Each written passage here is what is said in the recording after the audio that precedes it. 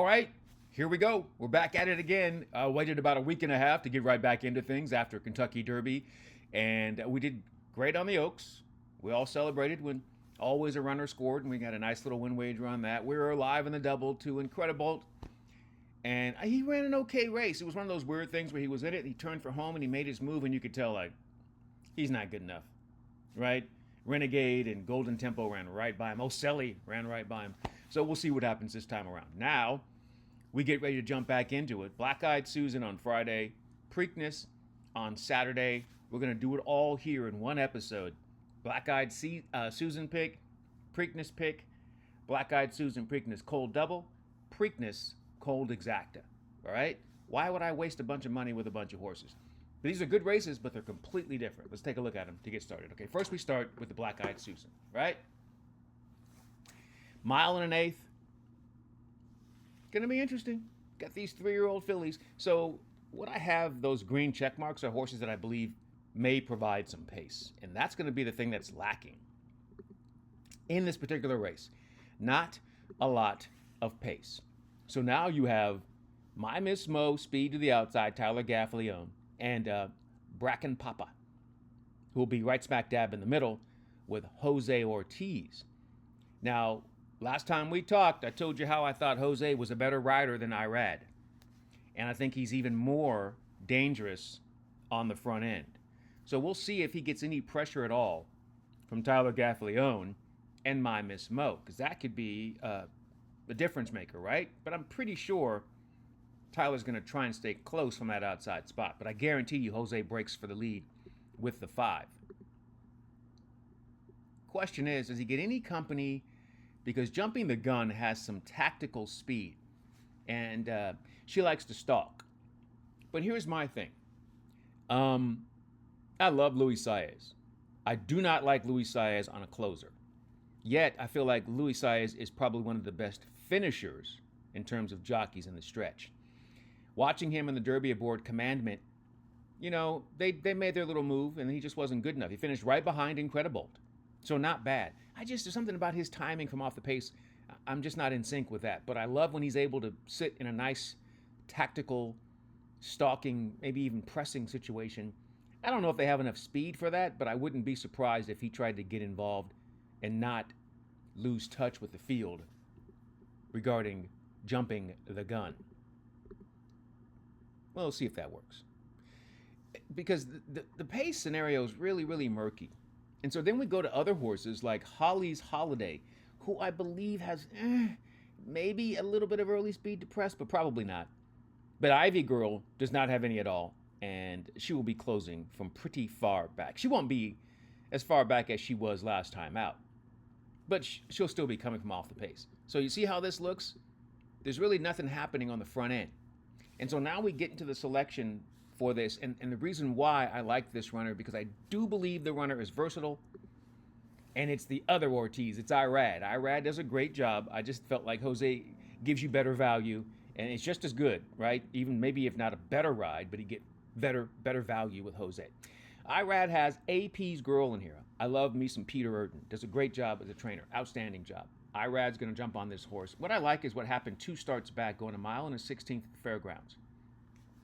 Now listen, it's only a field of 4 horses that day, but she's in the right spot, right? Just sitting just off of it. That's what I want her to do. I don't want her to be any more than 2 lengths behind the pace. I think if she's within 2 lengths when they turn for home, that's a wrap for everybody else. She has a great closing kick. She likes to win races. Value on her, I think we'll be lucky to get, because maybe 5-1, 9-2, 5-1 area, something like that, which I'll take. I'll take that all day long. AP's girl, the selection in the Black Eyed Susan, because we think she has tactical speed. She can be in a nice spot. She likes to win races. She gets Irad, and I think we get value with the combination of those things, right? Hopefully we won't have any scratches, and she'll be ready to do her thing. From there, we move on to the biggie of the bunch. So we've hit on Friday, and here we are again, alive to the double, coming up on Saturday. But man, Saturday's race is going to be bonkers. Bonkers. Look at this field for the 151st running of the Preakness. And I love it because it's a good sized field. I'm sure there will be one horse that'll scratch. There always is. But still a good sized field with talent, but yet you don't have any monsters in this race. There's no world beater in here. This is a field of horses who really need to prove themselves in more ways than one. You know, from the inside out, you've got one thing for sure. It appears as though we have plenty of pace in this race. And that is what makes it so intriguing. So intriguing. Like, I don't know who the favorite is going to be. You can't make Oselli the favorite. It's a maiden who I don't think likes to win races. So I'm like, that's crazy talk. But, you know, Incredible might be the favorite, but the way that he ran in the stretch of the Derby, he's like, man, he didn't really have any kick. He was there, but he didn't have any punch. And then the rest of them were like, what? So that's why it's a great betting race, because any of these runners, literally, any one of these runners can win. Let's start with our pace scenario. We believe that there's plenty of it. Taj Mahal to the inside has to break on top from that spot. Napoleon Solo, the number 10, also needs to get on it. And I think we'll be, with Paco, I think Paco is going to be more aggressive than other riders, so I think they're going to make sure they get position early on. So that's two runners right there you know have to be forwardly placed, one that's guaranteed to go. Now we go to others. Iron Honor used to be the kind of horse that wanted to be up close, you know, coming off the little bit of a freshening now, a little bit of a layoff since the Wood, takes the blinkers off.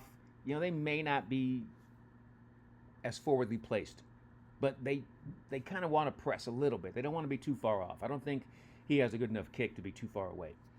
Crupper has some speed, might be better served sitting back, but I think wants to be forwardly placed as well.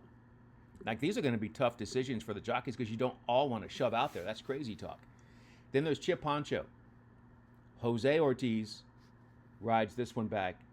He was aboard for the maiden breaking score at Churchill over the off track. So he knows this runner's got some early speed. He just wants to get in position. I don't think he wants to try to dictate either. He just wants to get in position. Corona de Oro with Johnny V, you got to go. Speed with this runner.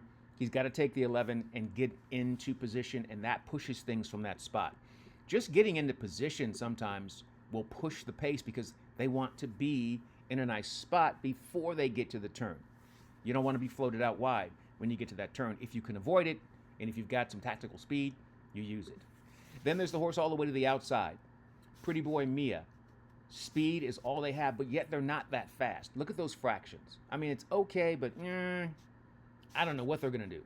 But I do know that Ricardo Santana can be pretty assertive, and I think he kind of has to from that spot. Plus, you've got runners like Robusta, and Rafael Bejarano is going to ride that horse. They've got some speed.